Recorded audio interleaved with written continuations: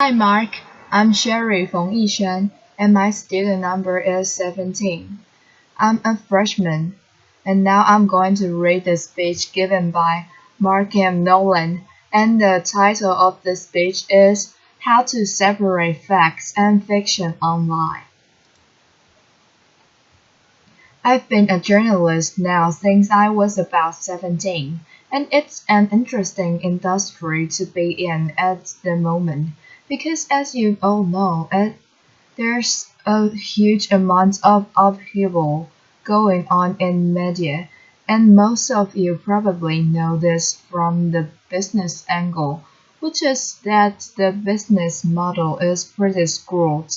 And as my grandfather would say, the profits have all been gobbled up by Google.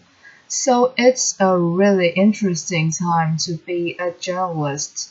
But the upheaval that I'm interested in is not on the output side, it's on the input side. It's concerned with how we get information and how we gather the news. And that's changed because we've had a huge shift in the balance of power from the news organizations to the audience.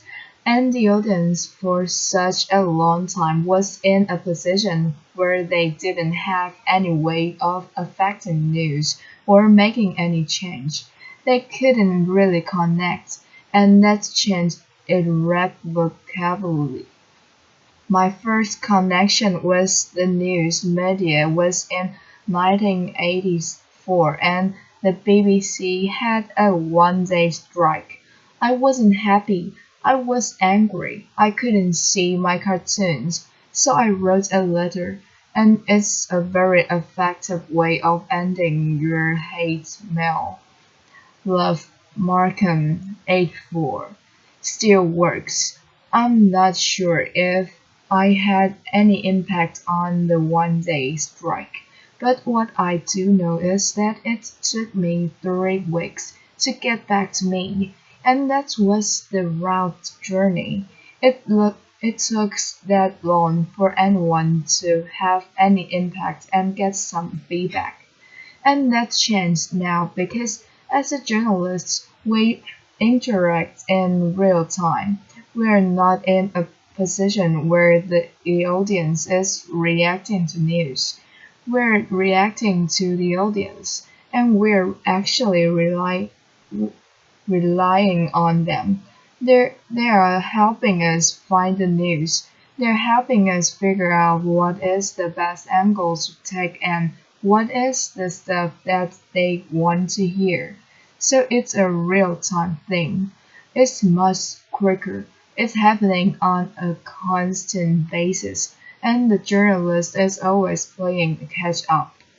To give an example of how we rely on the audience, on the 5th of September in Costa Rica, an earthquake hit.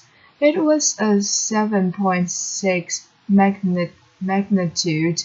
It was fairly big, and 60 seconds is the amount of time it took for it to travel 250 kilometers to Managua.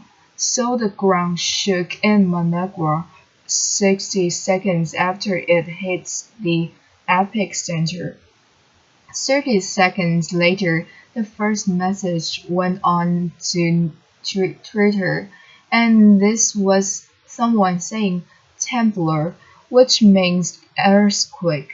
So 60 seconds was how long it took for the physical earthquake to travel. 30 seconds later news of that earthquake had traveled all around the world instantly. Everyone in the world hypothetically had the potential to know that an earthquake was happening in Managua, and that happened because this one person had a documentary instinct, which was to post a status update, which is what we all do now. So if something happens, we put our status update or we post a photo, we post a video, and it all goes up into the clouds in a constant stream. And what that means is just constant, huge volumes of data going up. It's actually staggering. When you look at the numbers, every minute there are 72 more hours of video on YouTube.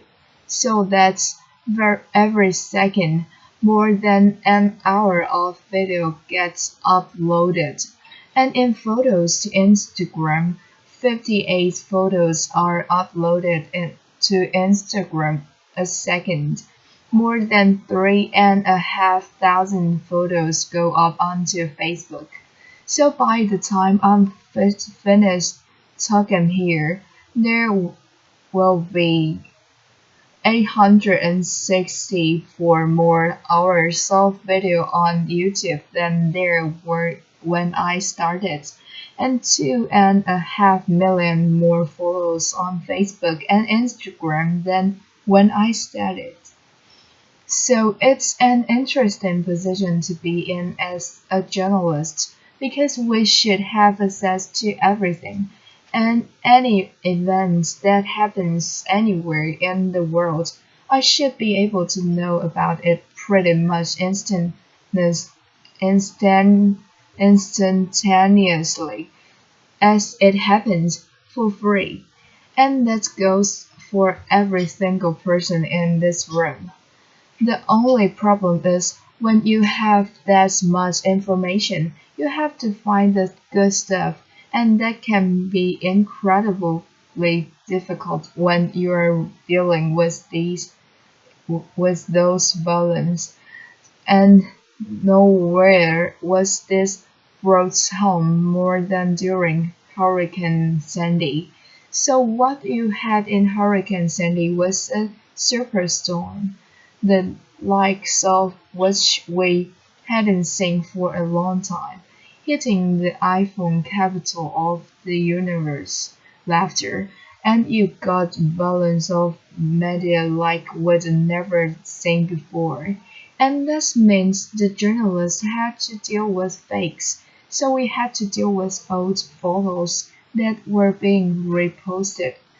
We had to be we had to deal with composite images that were merging photos from previous storms. We had to deal with images from films like The Day After Tomorrow, Laughter, and we had to deal with images that were so realistic it was nearly difficult to tell if they were real at all, Laughter. But joking aside, there were images like this one from Instagram, which was subjected to a grilling by journalists. They weren't really sure it was filtered in Instagram. The lighting was was questioned. Everything was questioned about it, and it turned out to be true. It was from Avenue C in downtown Manhattan, which was flooded, and the reason that they could tell that it was real was because they could get to the stores. And in this case, these guys were New York food bloggers. They were well respected. They were known, so this one wasn't a debunk. It was actually something that they could prove. And that was the job of the journalist. It was filtering all this stuff, and you were, instead of going and finding the information and bring it back to the reader, you were holding back the stuff that was potentially damaging. And finding the source become more and more important.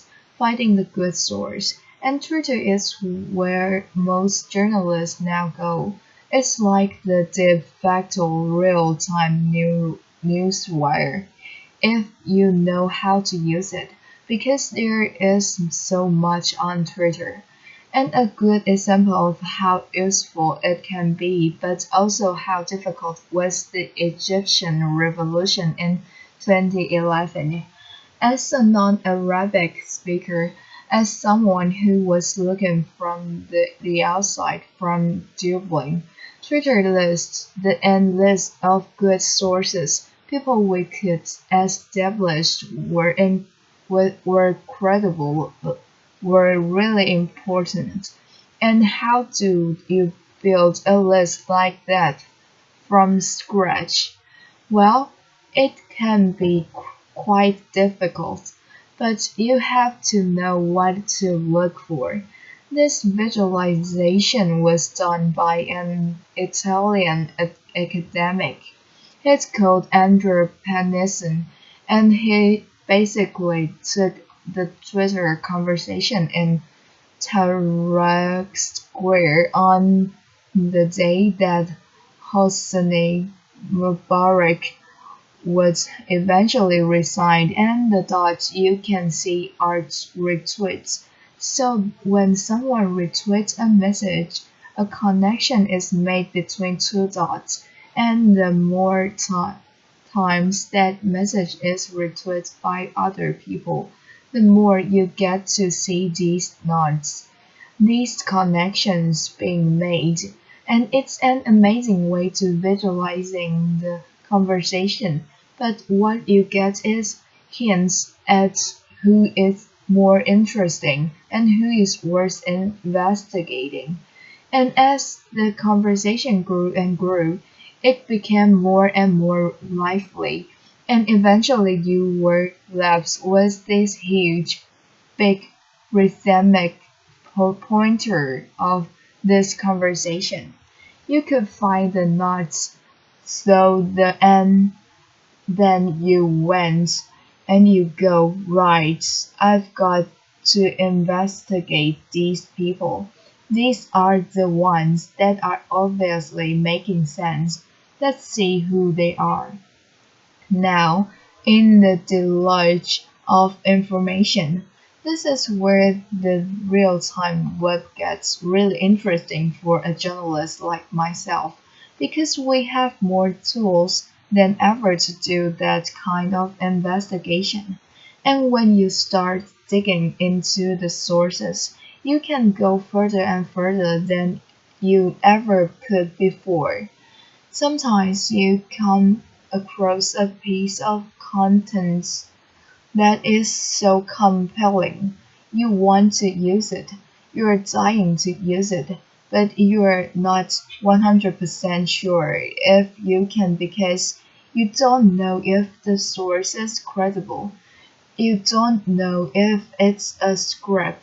You don't know if it's a re-upload. And you have to do that investigative work.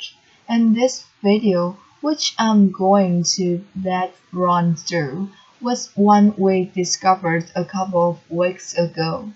Video getting real windy in just a second. Rain and wind sounds. Explosion. Oh shit! Markham Nolan. Okay, so now if we're a news producer, this is something you'd love to run with, because obviously this is gold. You know, this is a fantastic reaction from someone, very genuine video that they shot in their back garden. But how do you find this person? If it's true, if it's faked, or if it's something that's old or that's being reposted. So we set about going to work on this video, and the only thing that we had to go on was the username on the YouTube account. There was only one video posted to that account, and the username was Rita Crow. And we didn't know if Rita existed or if it was a fake name. But we started looking, and we used free internet tools to do so. The first one was called Spokio, which allowed us to look for Rita Crows. So we looked for over the US We found them in New York. We found them in Pennsylvania, Nevada, and Florida. So we went and we looked for a second free internet tool called Wolfram of Alpha, and we checked the weather reports for the day in which this video had been uploaded. And when we went through all those various cities, we found that in Florida there were thunderstorms and rain on the day.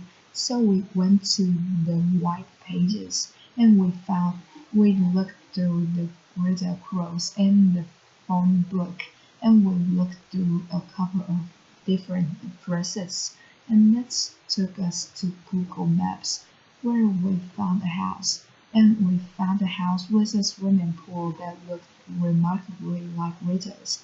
So we went back to the video and we had to look for clues that we could cross-reference. So if when you look in the video, there's the big umbrella, there's a white willow in the pool, there are some unusual rounded edges in the swimming pool, and there's two trees in the background. And we went back to Google Maps and we looked a little bit closer, and sure enough, there's the white willow. There are the two trees. There's the umbrella.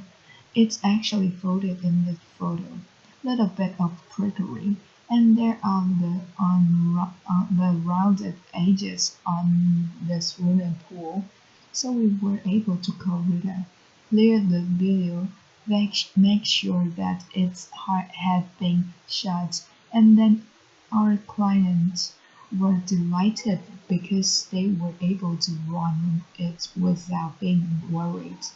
Sometimes the search for truth, though, is a little bit less flippant, and it has much greater consequences. Sarah has been really interesting for us because obviously a lot of the time you're trying to debunk stuff that can be potentially war crime evidence. So this is where YouTube actually becomes the most important repository of information about what's going on in the world. So this video, I'm not going to show you the whole thing because it's quite gruesome, but you'll hear some of the sounds. This is from Hannah video shouting, and what this video shows when you watch the whole thing through is bloody bodies being taken out of a pickup trunk and thrown off a bridge. The allegations were that these guys were Muslim Brotherhood and they were throwing Syrian army officers' bodies off the bridge, and they were cursing and using blasphemous language, and there were lots of counter-claims about who they are and whether or not they were that the video said it was. So we talked to some sources in Hama who we had been back and forth with on Twitter, and we asked them about this. And the bridge was interesting to us because it was something we could identify. Three different sources said three different things about the bridge. They said the bridge doesn't exist. Another one said the bridge does exist, but it's not in Hama. It's somewhere else. And the third one said, I think the bridge does exist, but the dam upstream of the bridge was closed, so the river should actually have been dry. So this doesn't make sense. So that was the only one that gave us a clue. We looked through the video for other clues. We saw the distinctive railings, which we could use. We looked at the curves. The curves were throwing shadows south, so we could tell the bridge was running east-west across the river. It had black and white curves, and we looked at the river itself. You could See, there's a concrete stone on the west side. There's a cloud of blood. It's blood in the river. So the river is flowing south to north. That's what that tells us. And also, as you look away from the bridge, there's a pivot on the left-hand side of the flank, and the river narrows. So onto Google Maps we go and we start looking through literally every single bridge. We go to the dam that we talked about. We start just literally going through every time that road crosses the river, crossing off the bridges that don't match. We are looking for one that crosses east-west, and we get to Hammer. We get all the way from the dam to Hammer and there's no bridge. So we go a bit further. We switch to this satellite's view and we find another bridge and everything starts to line up. The bridge looks like it's crossing the river east to west. So this could be our bridge. And we zoom right in. We start to see that it's got a median. So it's a two-lane bridge. And it's got the black and white curves that we saw in the video. And as we click through it, you can see someone's uploaded photos to go with the map, which is very handy. So we click into the photos and the photos start showing us more detail that we can cross-reference with the video. The first thing that we see is we see black and white curving, which is handy because we've seen that before. We see the distinctive railing that we saw the guys throwing the bodies over, and we keep going through it until we're certain that this is our bridge. So what does that tell me? I've got to go back now to my three sources and look at what they told me. The one who said the bridge didn't exist, the one who said the bridge wasn't in Hammer, and the one guy who said, yes, the bridge does exist, but I'm not sure about the water levels. Number three is looking like the most truthful of all of a sudden, and we've been able to find that out using some free internet tools sitting in the cubicles in an office in Dublin in the space of 20 minutes. And that's part of the joy of this. Although the web is running like a torrent, there's so much information there that it's incredibly hard to sit and getting harder every day. If you use them intelligently, you can find out incredibly information. Given a couple of clues, I could probably find out a lot of things about most of you in the audience that you might not like me finding out. But what it tells me is that at a time when there's more, there's a greater abundance of information than there ever has been. It's harder to filter. We have greater tools. We have free internet tools that allow us help us do this kind of investigation. We have algorithms that are smarter than ever before, and computers that are quicker than ever before. But here's the thing, algorithms are rules. They are binary. They're yes or no. They're black or white. Truth is never binary. Truth is the value. Truth is truth is emotional. It's fluid, and above all, it's human. No matter how quick we get with computers, no matter how much information we have, you'll never be able to remove the human from the truth-seeking exercise, because in the end, it's a uniquely human trait. Thanks very much. Applause.